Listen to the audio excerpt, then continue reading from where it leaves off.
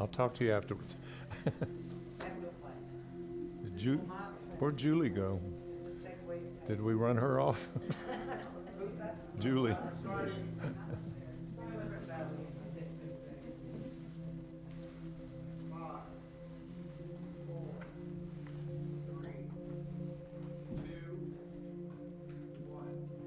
And good morning, everyone. Good morning. Welcome to our Wednesday morning class. We want to welcome you that are here in person. Thank you so much for coming and being a part, and especially for you that came to the 10 o'clock exercise class. And also, we have a couple of new people today, so glad to have you. We're also glad for you that are online today and joining us on streaming. Wherever you are, we bring you into the group today, that you can be a part of this group. We are continuing on talking about the power of self-knowledge, the knowledge of the conscious self in the body, and the reversal of the aging process. Let's remember there is nothing that cannot be reversed. Nothing. If we can, Bonnie, please. If we are regenerating, are degenerating, we can regenerate, is what I'm saying to you. There's two sides to everything, and we are talking about how that we can, first of all, how can we age better? And I don't care what age you are, we're aging. You know, everybody is aging. A baby is aging constantly. So how do we do it? And do we have any part in that experience, or are we just victims to the aging question? So we're exploring that in this class today and seeing and contemplating exactly, can we co-create our experience of the aging process and how that we can age? I want to start out with a little bit of a quiz with you, I guess, for last week. And we are on page 7 in your manual if you have one, but we are going to talk about, can somebody tell me the difference between thinking and intelligence that we learned last week? What's the difference in thinking and intelligence? Thinking is a process. It's an action. Intelligence is What you've been gifted with. Okay, a state of being. that's pretty good. That's pretty good. That's really close. So thinking is a mental process that goes on chemically in the human being by the firing of neurons. Okay? Now the only thing that can be fired in the neurons of the brain is something the brain has downloaded from the outside of itself or the inside. And right now I'm sitting for a group of people and talking to a group of people that probably have both going on. You do have thoughts in your head that came from outside, but some of you had experience with thoughts that come from the inside. And that's why the Bible uses this parable that the wheat and the tares grow up together and you got to discern between the two. You know what I'm talking about? And what I'm talking about, you that have had some kind of a spiritual epiphany moment, and you have this thought, and that thought was not learned outside of yourself, but it came from inside of yourself, and you're just clear about something, like out of nowhere, you just get clear about it. And that is intelligence. So thinking is more outside, intelligence is innately from the inside. Now, where is that innate knowledge stored in the human mind?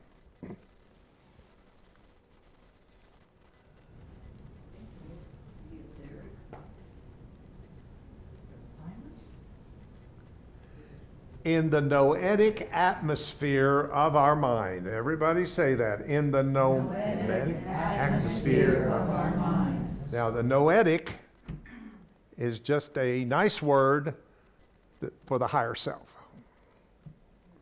So everybody has kind of accepted this as a concept. See, this is why you got to be careful about even new thought teaching and stuff. If it just ends up as another mental construct in your brain, it's no different than any other knowledge you've gathered inside or outside of yourself. I mean, we use words, we use chakras, we use energy bodies, we use all these words and have no idea what we're talking about most of the time because we've not experienced the thing we're talking about. There's a difference in what you have qualified as an idea or thought that you've experienced than a difference in a thought you've learned without the experience of it. Are you with me? It's different. We know a lot of things. We're pretty good thinkers because we've read books, we've heard teachers, we've been in workshops, and we've gathered all this wonderful knowledge that makes us sound pretty smart on a mental level. We can say a lot of things and use a lot of words. But I think where the deficit is, it's in the experience of our thoughts. And I've taught you that the ecclesia, translated church, which is a community of people and not buildings, upon this church will I build.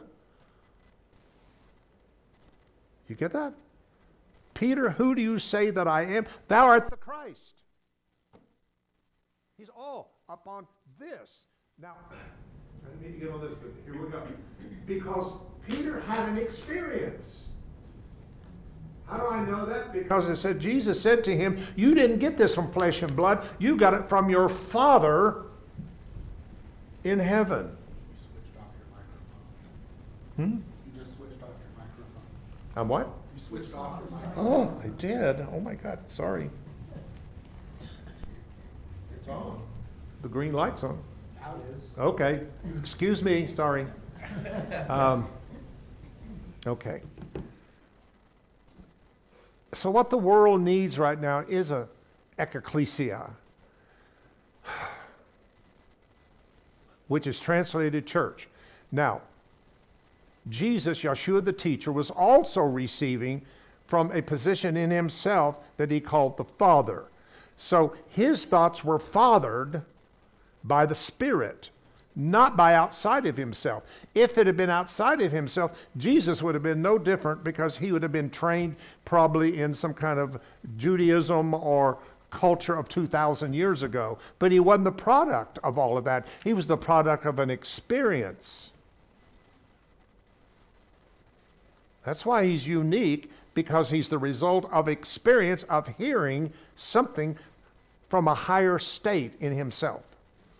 Do you follow that? Do you understand that if you don't, then you will be formed by culture and society and the religion of your time? He wasn't. He was the product of something that was coming from the higher atmosphere of his consciousness that we're calling Christ consciousness.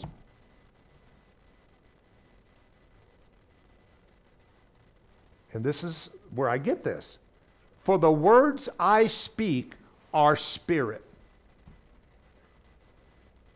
He didn't say the words I speak are about the Spirit, and I'm going to build a religion about God, about Spirit, about stuff. He said, I am here to build on the experience of experiencing the thing the brain can only think about.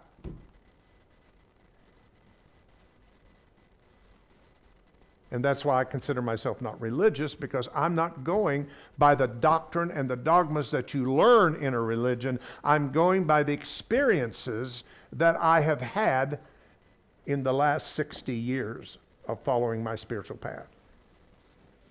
That's what makes, I believe, my ministry, for me, unique, is because when I had an experience, it oftentimes diminished the dogma or the doctrine of the thing I learned about. Are you following me? The experience was greater than the knowledge that I learned. And I would adjust that by qualifying the experience over the mental knowledge that I learned, or the dogma or the doctrine. So anyway, I don't want to stay in that, but I want to tell you that the building of the ecclesia is the building of a consciousness in people. not buildings to go to. This is not a church. It is a building where a community meets on Sundays and Wednesdays and other times. You are the church. And you come here because you're building the church inside yourself. Now, Charles Fillmore was genius when he discovered all the 12 disciples out there was the disciplines in here. And started calling out Peter, faith, and started calling out Andrew, strength, and started calling out John, love, and what a genius thing that he did to say that you got to build a church in here before you have one out there. Just totally genius. And I try to do that message about every year here. The 12 facets of the mind and the calling out of them. Because even though you have them, if you don't call them out, if you don't call them out, they're not going to show up in your life. Okay, so I've said all that to say that thinking is a different process than innate intelligence. And what we learned last week is in the noetic atmosphere. Some of you have heard of noetic science, right? I forget which astronaut, who was that? John, the great astronaut, started noetic science. I can't think of his name. Yeah, very famous astronaut. He passed away not too terribly long ago, but he did noetic science. I don't think it was John Glenn, but anyway, it's a famous one. So noetic is just a nice name for the higher atmosphere of your mind or the higher self. What we learned last week is that in that place was placed by Creator all the information and knowledge you need to fulfill a lifetime. So you come into your incarnation totally equipped with everything you need to live the optimum level of a lifetime. But because we're not taught to access that personalized information and knowledge that we bring in, we allow space for ego to start looking outside of itself for others to begin to give us these different beliefs and perceptions and whatever, and we never activate that innate part of ourself. What is the result? An unfulfilled incarnation life. People who just can't find it. They can't find it in marriage and relationships. They just bounce from one thing to another thing because they think it's in the right relationship with another human being. Now there's different degrees of that. I realize some's had better than others. Some had some really crummy stuff happen in relationships. Some's had pretty good ones. It's nice. But it's still not been the fulfillment that people are looking for. I'm sorry, don't let anybody try to tell you that is fulfilling. There's always a longing in us. And the longing in us is what we're not accessing in ourselves that is innately placed into us for a complete experience of an incarnation. So therefore, as we move from incarnation to incarnation without fulfillment, it starts building up in us as karma. Now, karma isn't meant to be bad. Karma is there to remind you of what you've not accessed. It's not a punishment. I don't like that teaching, that karma is my punishment. Karma is my deficit of accessing my innate intelligence. Now, divine creator understood that having a creation is a risk. People love as a risk. When you had the experience of being in love with somebody and committing to them, marrying them, living with them, you didn't know much about them at all. It was a risk. And sometimes it worked out good for you, and other times it did not work out. Well, it's the same way with Creator. Creator took a risk to create something that equals itself. I'm creating an expression of myself. Therefore, I am equal between Creator and creation. And that's why we love this verse. Help me. Let this same mind be in me that was in Christ Jesus, who thought it not robbery to be equal with God. Philippians 2. There's not a human spirit and a divine spirit. There's one spirit. A lot of churches teach it. The human has a spirit that's different from the divine spirit. I've even heard in churches I was raised in, people have a bad spirit. People have an evil spirit. There's no bad or evil spirit. They're just spirit. Now, people can do things and misuse it because, again, the risk is in the quality of that which is equal. And that's why the Creator, in all wisdom, said, okay, these people are not going to get it one time. No way. Are people going to get it in 60, 70, or 80 years, or 90 years? They're just not going to do it.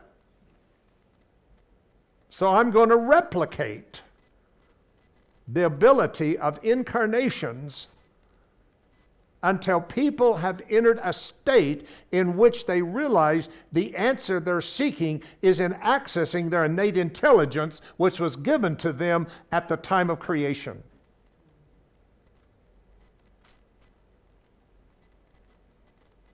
Now, some of you have experienced that on certain levels, like intuition. What do you think intuition is? I mean, you're thinking this, but you're intuit. No, I need to do that. There's a good example. I'm thinking I should do this. I'm thinking I should move here. I'm thinking I should get into this relationship. And all of a sudden intelligence kicks in and goes, wrong direction.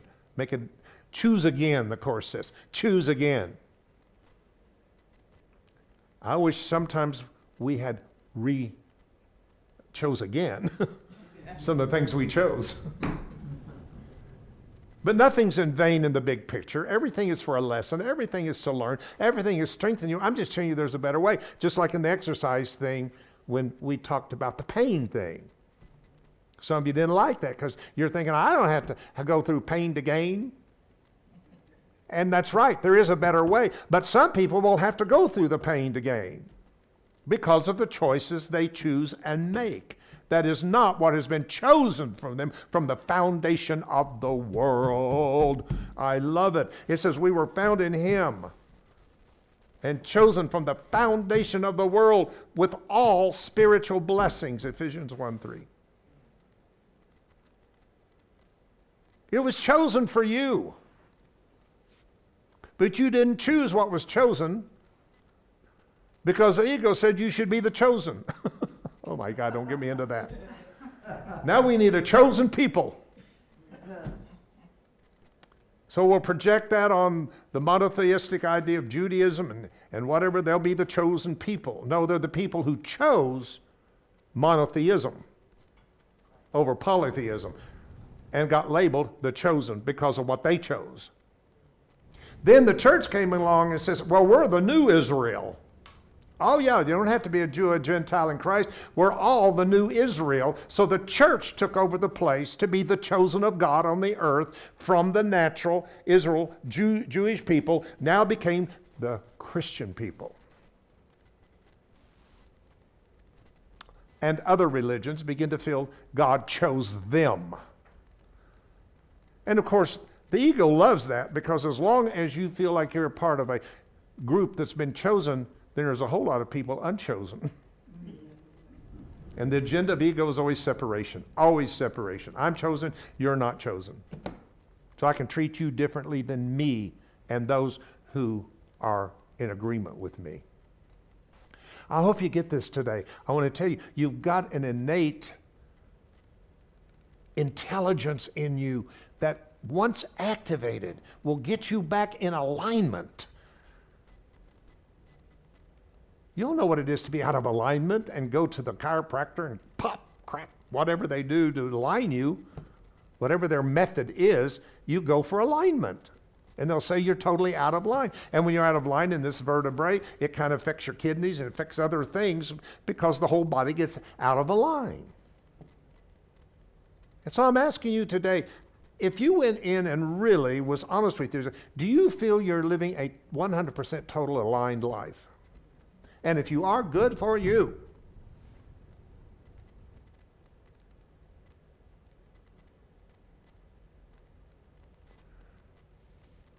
So that's thinking. Thinking and intelligence. All I'm saying, thinking is learned, intelligence is innate. So the Creator in all wisdom, and I'm talking about divine mind now. I'm not talking about an old man in the sky. I'm talking about the Creator of all things, the wisdom of all things. Also said, you know what? And we talked about this last Sunday, how that God came down into the density of humanity and went to sleep to itself. It's not humans that are asleep, it's God that's been put to sleep in us. And because we've lost the God in us, we put God out there as the old man in the sky. Are you with me?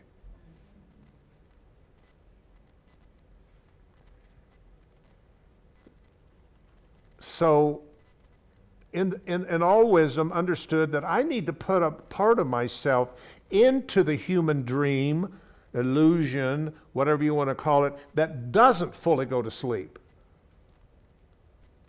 And that's called the Holy Spirit. The Holy Spirit is the part of the divine that in no way can be put to sleep by any density of any frequencies or vibration or identities as a human body. The Course of Miracles gives us the best of the definitions. It is the voice of God in the dream at a whisper saying, "Awake, you that sleep." It is the voice of God in the subtle. Be still and know I am God. It's the voice is so subtle, it's almost in the stillness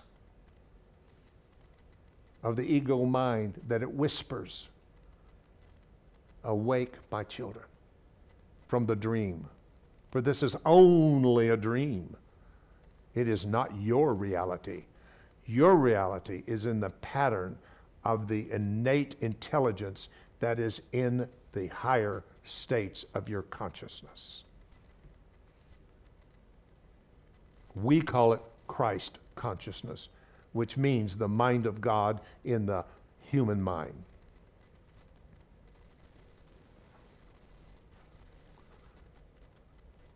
I'm going to keep it this until you kind of get it. I'm having a time with this thing today. How do I... Give me some feedback. Give me some feedback of what I've just said. What have you gotten out of what I just said? Actually, I was reading this the other day, and they were talking about we only have 4 senses, and that feeling is not a sense. That's right. And feeling is, what did I write down? Well, it's desire. Feelings and desire go together, and it's not really a 5th sense, like touch. That is correct. I was reading that also, just last week also, and we will get to that and talk about it a little bit more. So I'm glad you brought that up. So what chapter are we doing? Are we doing 4? We are still in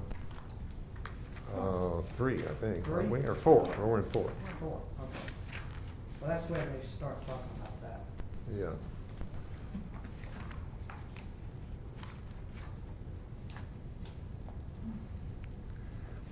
So I wrote this is my notes that I wrote, but I wanted to just share it with you. Thought, imagination, such as imagination and visualization, Once we thought it and we see it, we give it to the transmillennial part of the brain where we visualize.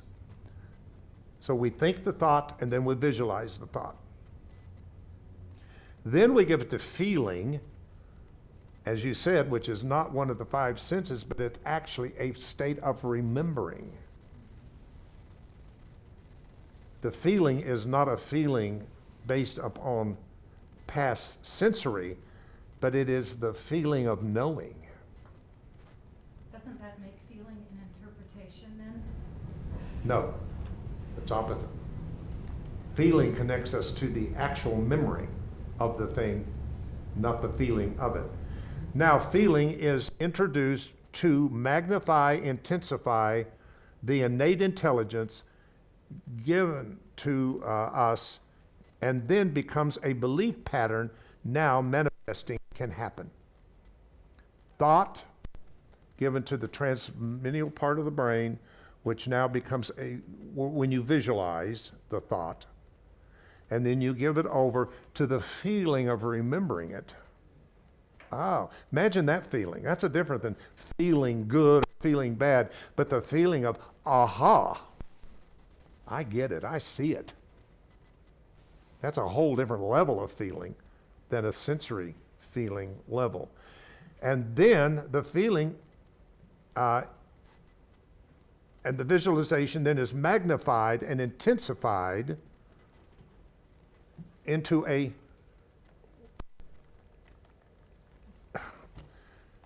pattern. We got to do something different with this thing. It's just not working. It's a new thing we're trying out here. Then it is tensified into a pattern. And what is the pattern? The thing you're trying to manifest.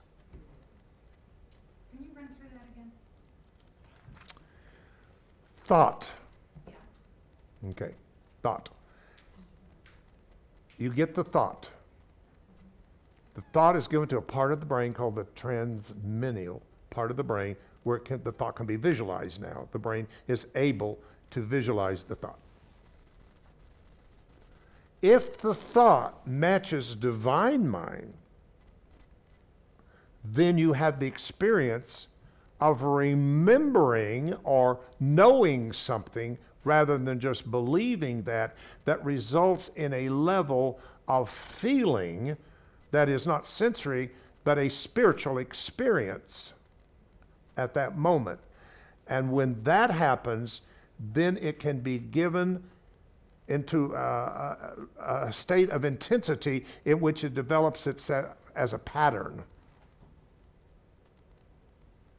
And the pattern at that level can be put and qualified into the belief system, and then the belief system can now be made manifest and happen. So I think that's where we've missed it, is the feeling thing. I think we're trying to feel it with our sensory. And you have to read this in here. It's all about the feelings in here. It's if you want to study it.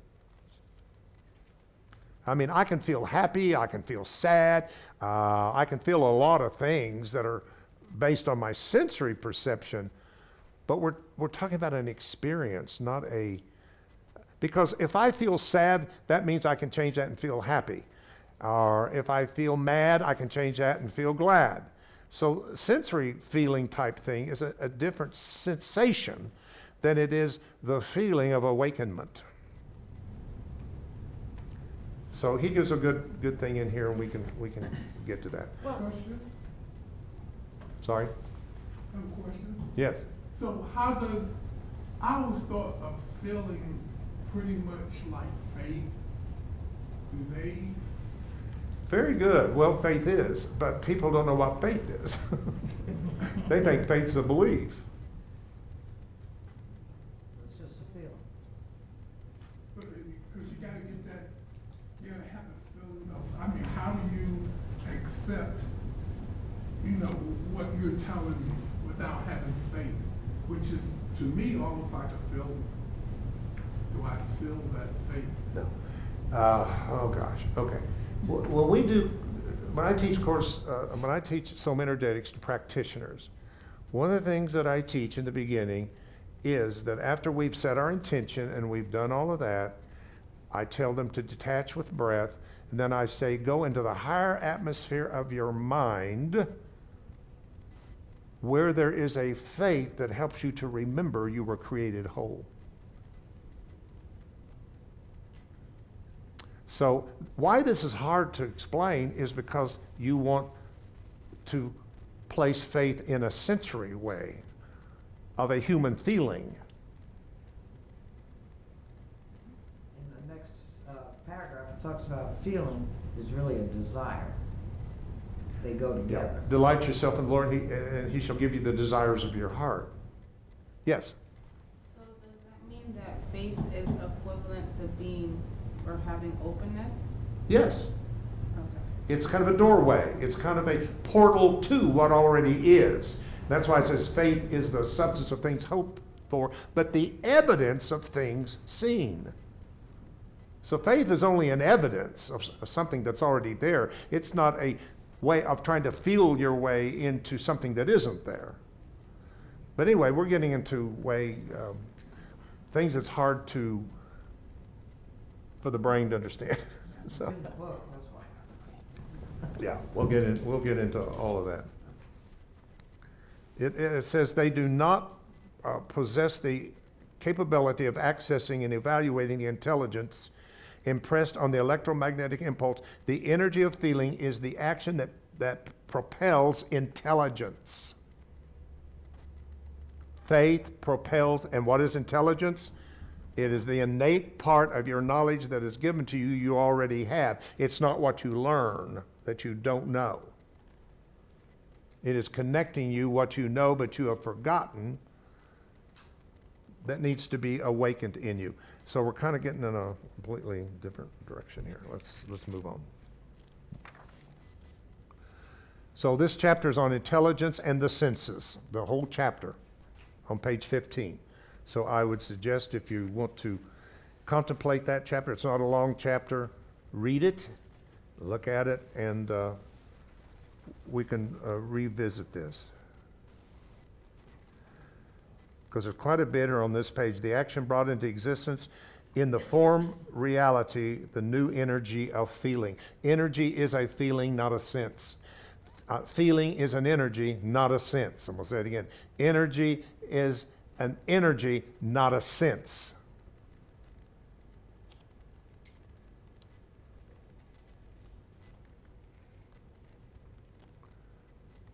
The function of this energy is to propel, strengthen, and intensify the thought. And divine thought is not sensory. It's not mental thought. It is universal thought that is propelled by this idea that we're calling feeling.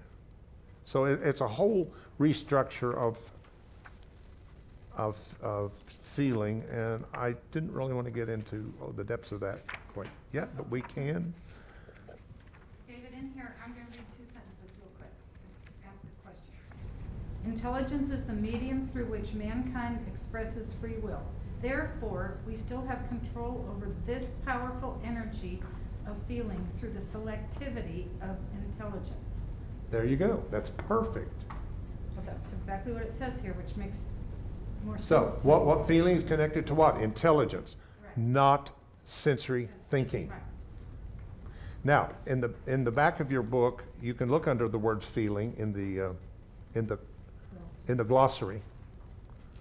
And it says, feeling is a universal energy that functions as an aspect of consciousness self, an element of the creative phase of energy which operates in the body by using sensory impressions, but not of the body, nor is it of nature. It is an equal component with desire in the existence of all life force energies. So what is your desire? Why do you come to these classes? What is your desire to come to HeartLight? What is your desire to learn deeper spiritual universal principles?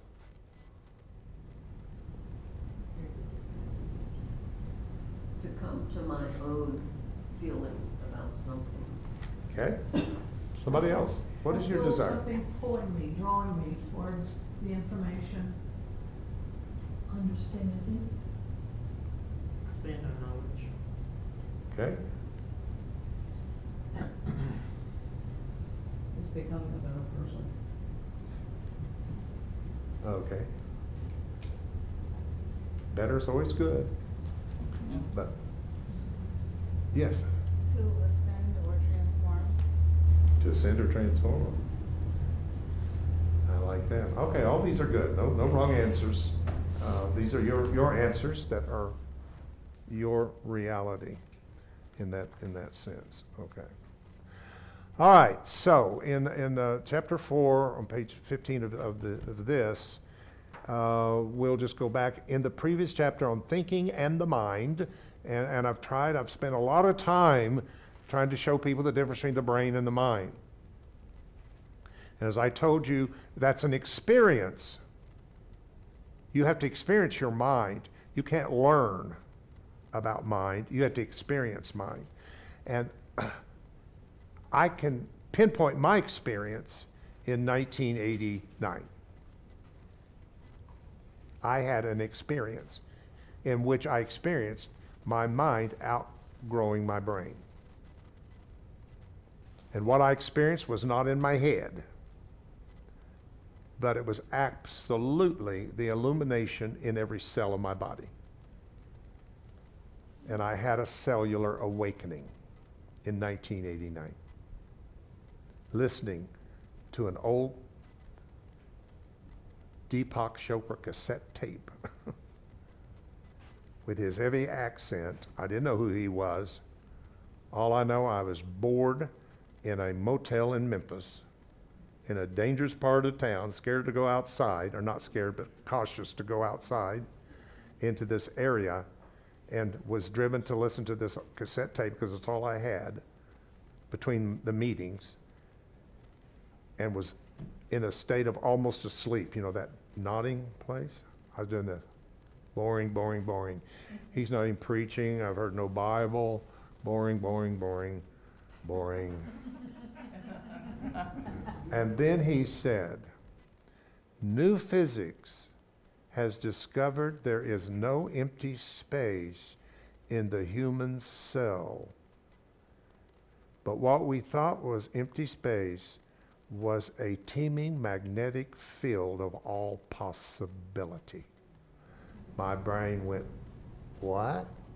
I've looked through my whole belief system. I haven't found one thing in there that would connect to that. But at the same time, my body lit up and I shot up out of that chair.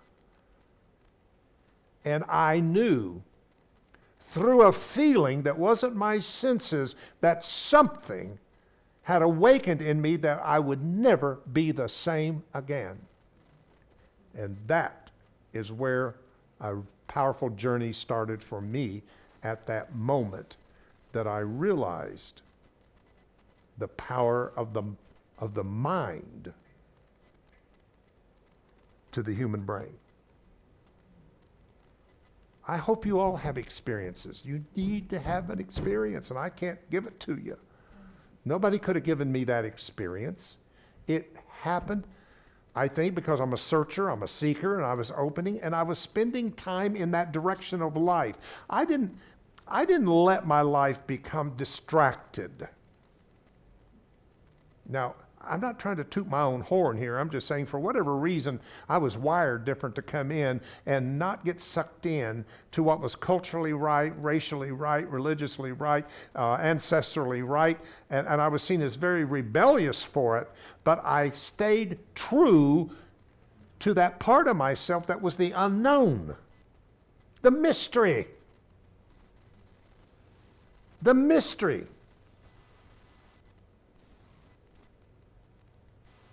I didn't know where it was taking me or would lead me. I had no gauge mentally for it. But I knew it was going to take me from experience to experience to experience.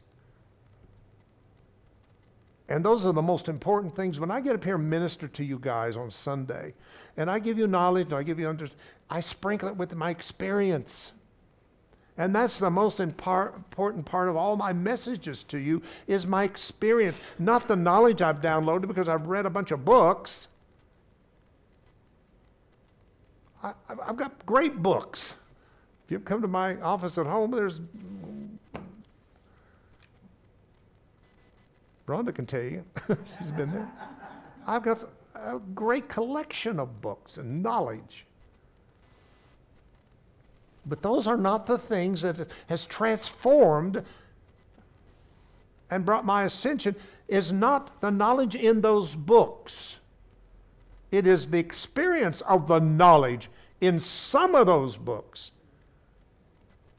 that has awakened a sleeping part of me, the mystery in me, which is in and placed in the noetic part of my consciousness, in the higher state of my mind.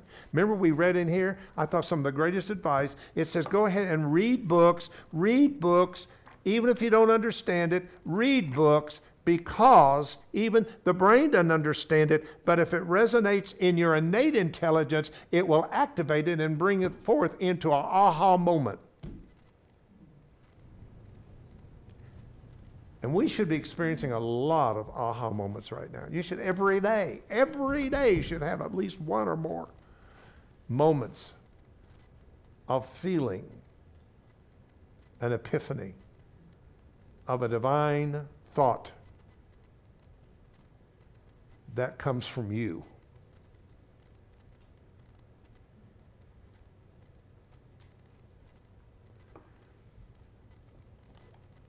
So we've learned thinking and the mind. It was brought out that thinking, which is the function of the, and see, even he, and so many do not understand this misuse of mind and brain. I find it everywhere. I find very few people who make it clear between the mind and the brain. So here he's saying, which is the function of the mind. He means the human brain. This is brought about by thinking, which is the function of the brain. That's what the brain's function is to download ideas and thoughts outside of itself into neuronal patterns that fills up the neurons of our brain. And when we have something that happens out here, that is something that we've learned in here, then they fire and you remember it. You see, the brain is always a day late and a dollar short. I'm going to do my little exercise. We haven't done it in a long time. Put your right hand on your right ear. Please notice everyone is doing that. Put your left hand on your left ear. Now, put your hand on your gizzard.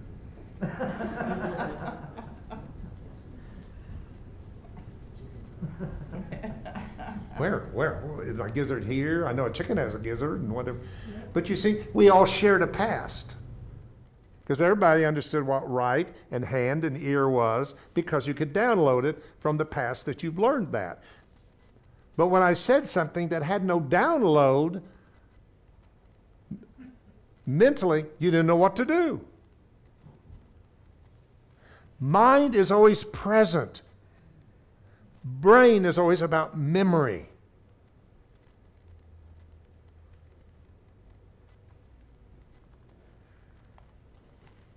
Intelligence and the senses break down in this action and mentally show us how, through experience, we can actually see direct cause of the deterioration of cellular structure. So since we have new folks here, you've got to understand that millions and millions of cells will die this day. Before you leave this building, millions of cells will die and be replaced. In 6 weeks, you will have a completely different liver. In 7 years, everything that is your body now will be a different body 7 years from now, down to bone, muscle, fluid, and even DNA. Now, you can check me out on this. This is just pure science. So that means you take your age, divide it by 7, and that's how many bodies you've had in this lifetime.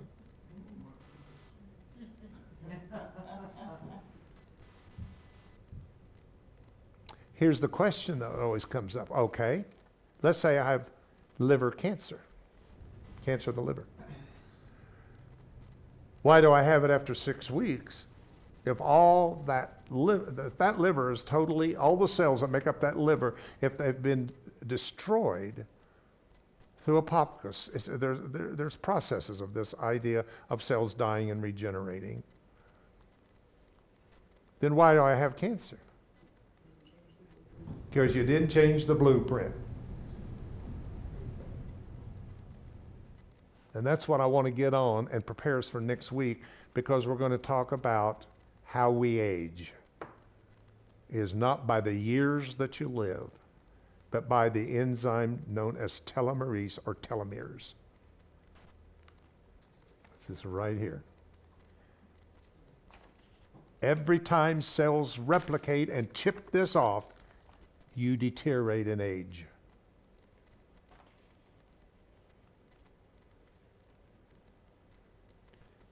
And I want to get into that because I think it's one of the important discoveries of our time, is aging is not by the years that we live, but by the chipping off of telomeres that shorten and shorten and shorten.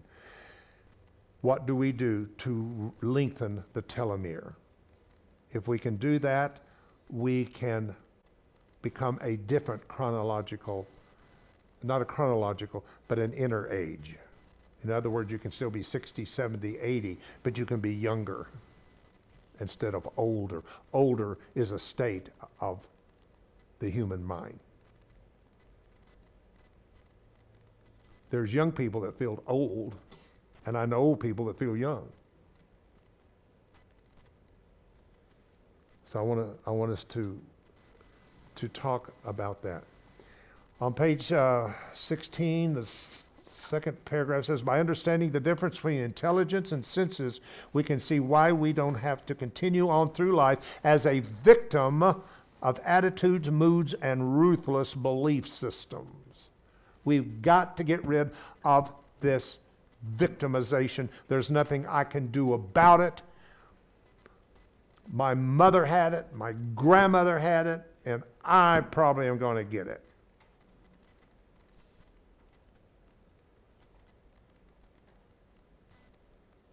My dad died of a heart attack at 61 years old, dropped off the bed dead of a heart attack, and I've carried that with me for many years, that probably when I got his age, I would have the heart attack, because I know his dad did. So it is written in my genetic ancestral story.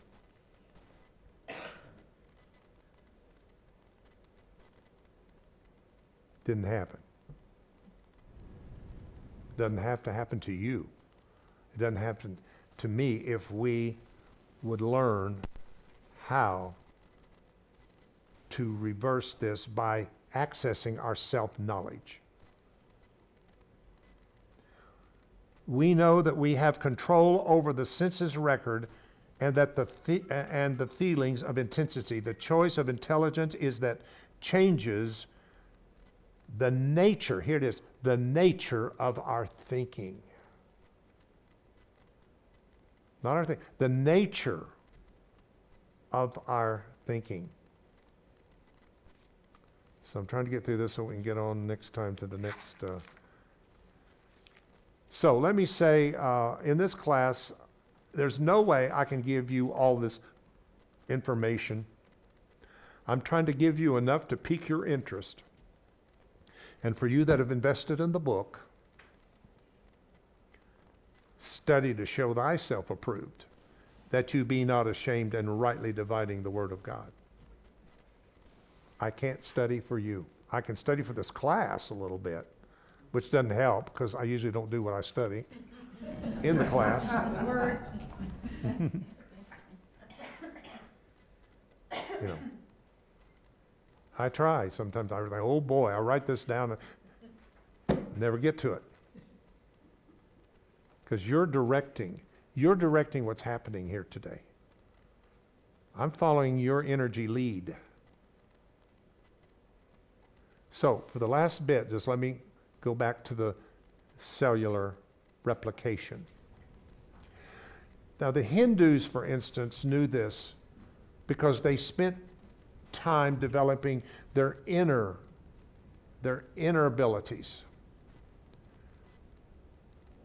We had to get it through the invention of the electron microscope.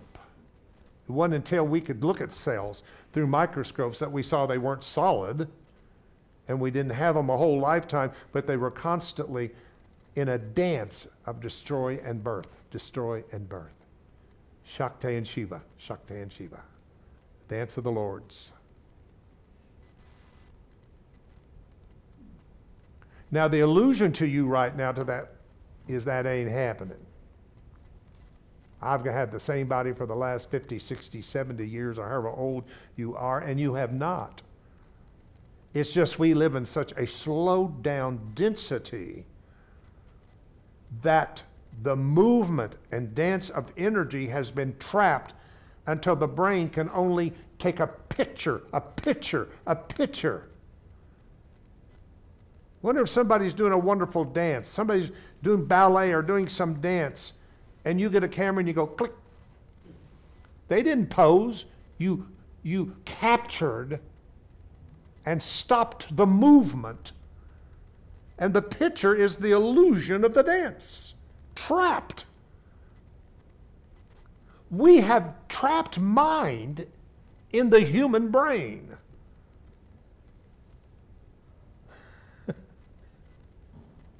We have trapped the human mind. And all we do through the senses, take a picture, a chair, take a picture of body, take a picture of piano, take a picture. There is no nouns out there. Everything is a verb. This is not paper, it's papering. Trust me, if I left this long enough, it'll turn yellow and it'll deteriorate because it's a slowed down verb. Your body is a slowed down verb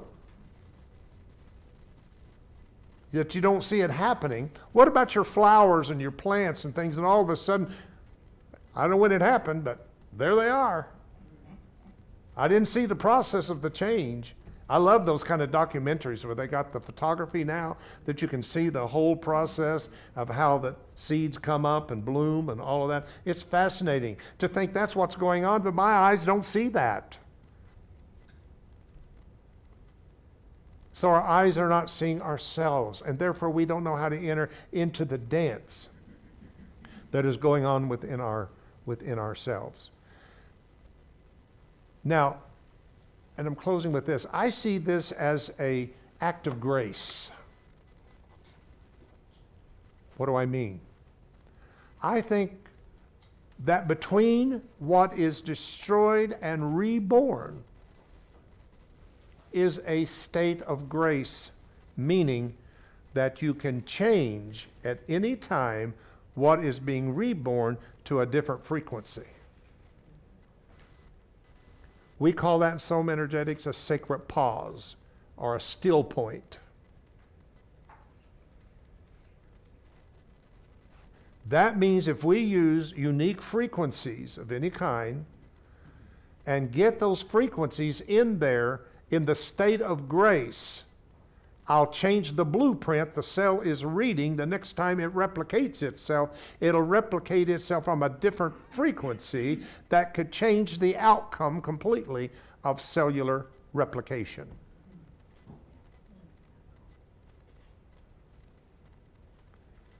The hangover of 3D is fix me. We go to the medical to be fixed. I do it. I know better, but I do it because I'm not stabilized in 5D enough. I know about here's a good example. I got the knowledge of 5D. I can teach it. Sound pretty good about it. I got people interviewing me all over the world about 5D.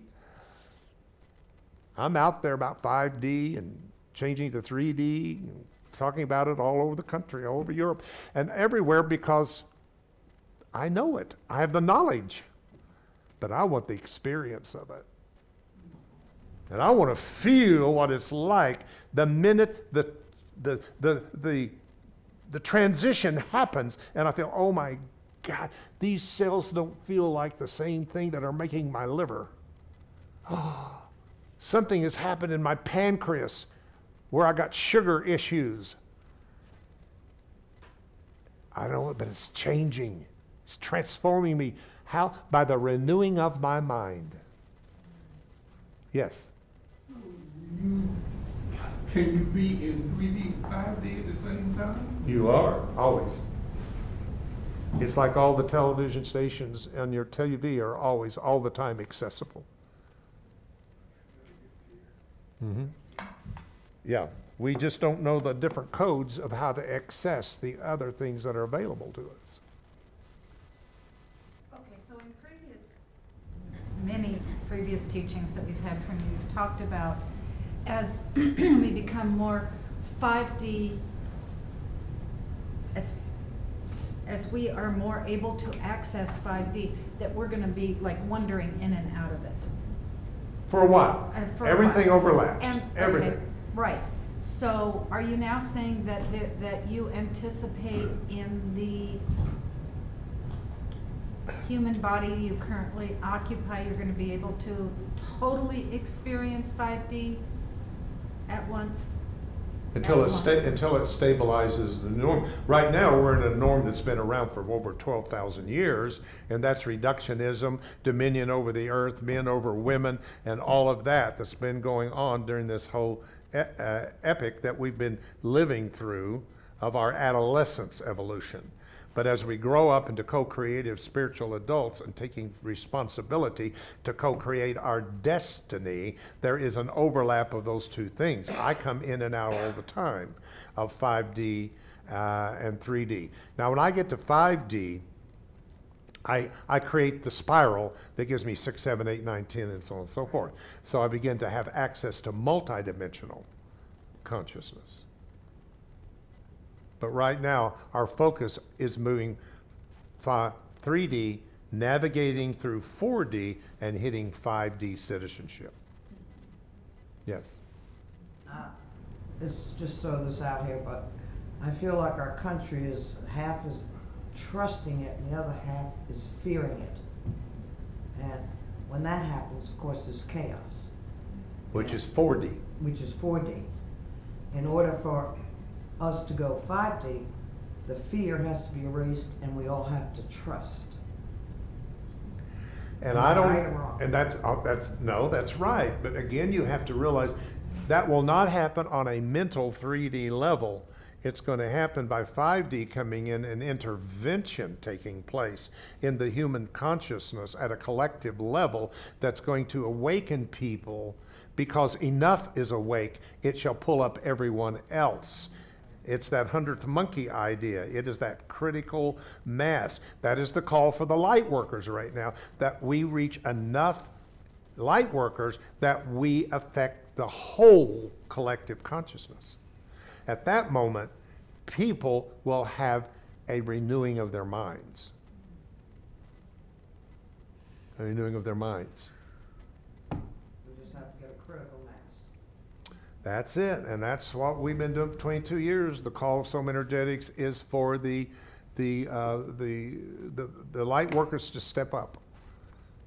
Who's a light worker? It's somebody that knows they are, because it's innately wired in them. You can't learn to be. You already chose it before you incarnated into this incarnation to be here, to show up as a light worker, and that's all you can do. You can't convert people to it. You can't say it's a new belief system. I just want you to believe you're a light worker. That will not work. It only is a response to a contract or an agreement that was made previously to the incarnation. And I'm told they're all here at the same time in this incarnation, but they have not reached the 144,000 vibration. And 144,000 shall sing the new song. 1 plus 4 is 5, plus 4 is 9, which is completion.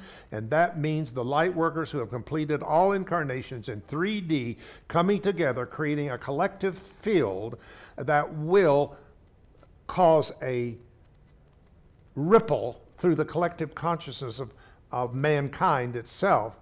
And we begin to see the results of that.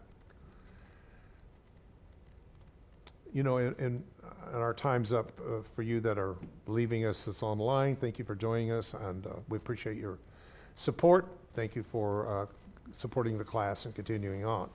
I want to finish up with you just a little bit here that are here, and you that want to stay online, you're welcome to certainly do that if you're online or later. What was we saying for that? I was saying something. Coming together. Oh yeah, the coming together, the 144,000. You know, you have certain religions out there that believes that's a literal number of people. I think the Jehovah Witnesses are big on that. Yeah. And that's why they're knocking on their doors. They're driven because they want to earn to be one of those 144,000 that get around the throne of Yahweh, Jehovah. But actually, it's a number, a frequency, which is 9 in numerology, which is completion. Which is completion. And I said, what am I completing? And it said, you will not have another incarnation in 3D. This is why I've given you an intense incarnation in this lifetime, because you've had to live 4 lifetimes in this one. This is my experience. You got to find your own. I'm just telling you what I know about me. And what I'm telling you that I know by these experiences has been my fuel and power to make it through 60 years. It is not because people have patted me on the back and said, go for it. It's not because other ministers and teachers have said, I support what you're saying. It's been the opposite. But I have drawn from, excuse this term in the Bible, but the wells of my own salvation. I have drank from my own cistern. I have drank from my own fountains within myself that has got me through these 60 years and staying true to the inner process in me. And may it in you. So bottom line, thinking in the text that we're talking about is a mental process of downloading mostly from the outside of ourselves. When we do download a thought outside of ourselves that is mental, that matches the knowledge that is innate within us, then there is a frequency match and you have an epiphany. And when you have that knowing, then your desire or feeling is to qualify it into a new vibration of a higher belief system that goes into a new pattern that cells read to become new cells of a different frequency. That's the best way I can put it in a nutshell for you, what I just said. So take a breath. A lot. I'm telling you, here at HeartLight, this is not kindergarten by any means. This is for those who really want to kind of graduate God School 101 and take what they've learned and go out into the world. So that's what you do. You go to college and you learn what you want to do, and then you go out and you do it, and you find the job to do it. And that's what we're doing here. We're finding out what are we here for, and what can we do to extend that out to transform our planet from a 3D, 4D planet to a more lesser dense ethereal 5D planet.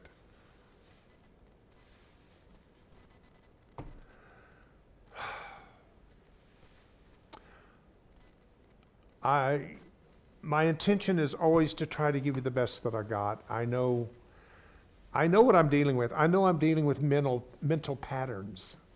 When I say certain things that you've learned mentally, I realize if it doesn't fit, you go, oh, I don't know. And the ego says, reject, reject, reject. We don't believe that. That's why I say contemplate, contemplate. Do not attach right or wrong, good or bad to it. Hold it in a neutral state and wait and see if some of that innate knowledge in you finds a frequency to be released into an epiphany that will change your life completely. Amen. All right. Woo, y'all wearing me out. I- You're wearing us out. A lot of you that are new, I would suggest that the classes that we've been doing for the last 3 years is online. And you may, if you have time, to go back and start visiting some of the other classes that we've done here for the last almost 4 years that I've been here. We've had classes here.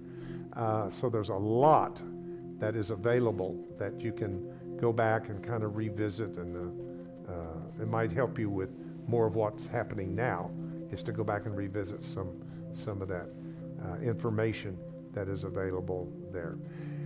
Thank you so much. Jude, we're glad to have you. Young lady, we're glad to have you. Thank you for coming. I love the idea of somebody in the neighborhood showing up for a change. Come back and visit on a Sunday. Sunday's different. It's good. Our music's good. We have a good time, and it's always good to see Terry. Thank you, Terry, for coming to the class. Be patient. This is intense. It's a lot. Get what you can. Don't worry about the rest. You are not to get everything that I'm saying mentally. You'll get what you're ready for. That will come into your mentality. The rest can sit on a shelf in you, and you'll get it later. And that's why I keep repeating and repeating and repeating. So if this was not your Wednesday to get a certain thing, next Wednesday may be your Wednesday to get it and have that experience with it. Holy Spirit, we thank you and we accept you as that you are the teacher. I am not. I'm only your facilitator, looking for the teacher that is in all of us, that is willing and ready to teach us and bring all things to remembrance that we have forgotten.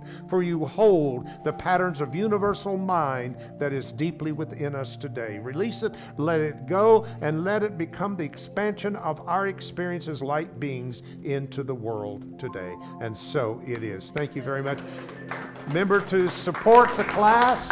It's all free will offering. If you have something, I think we already got that. Thank you, Dorothy, for that. Hope to see you Wednesday. Tonight is an eclipse night, so you might want, I think, are you having something open here? Okay, so on your own tonight, be aware of the eclipse between the sun and the moon. It's called the Ring of Fire, because it's not a full eclipse. You're going to see the fire around the moon as the sun kind of shows around it. So at night, tonight, you might want to look out and do your own thing and recognize, because couldn't this represent the coming together of a light?